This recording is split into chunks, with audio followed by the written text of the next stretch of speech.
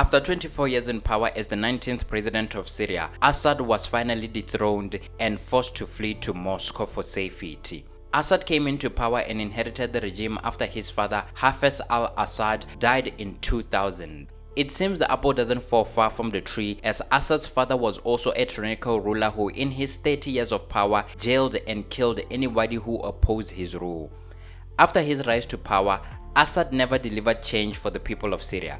Instead, just like his father before him, he declared war on any Syrian who opposed his rule. Assad received backing from Russia and Iran to fight the rebels who opposed his regime. However, with Russia busy in the war with Ukraine, the rebel army saw an opportunity to once and for all topple the Assad regime. Once the revolution started, there was little resistance from the Assad regime, and on December 8th of 2024, the rebel army succeeded in their revolution and took Assad's former palace, hence marking the end of the family's 53-year-old rule.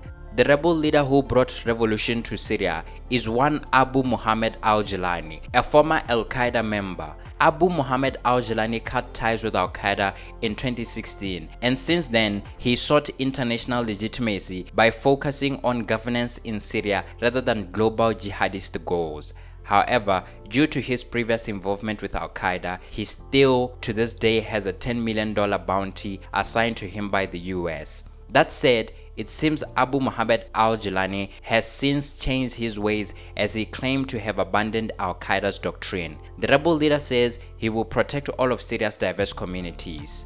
After the rebel army HTS took over Syria, Israel took this as an opportunity and started launching airstrikes at targets across Syria. These strikes are to destroy weapons and ammunition that belong to President Assad's forces. Israel says it must act quickly to destroy the military equipment to stop it from falling into the hands of extremists who might use the equipment against the country. This is because, according to a UK terrorism lawmaker, there are legitimate fears that the coup in Syria could lead to a resurgence in ISIS forces, as the rebel leader used to be affiliated with ISIS. Many of the Israeli strikes have been air bases, but Israel also targeted a naval base and a scientific research center linked with chemical weapons. The latest and most devastating of these bombings is the earthquake bomb, where Israel was targeting an ammunition depot in the area. The huge explosion from the bomb created a massive fireball which filled the night sky, followed by an equally massive mushroom cloud.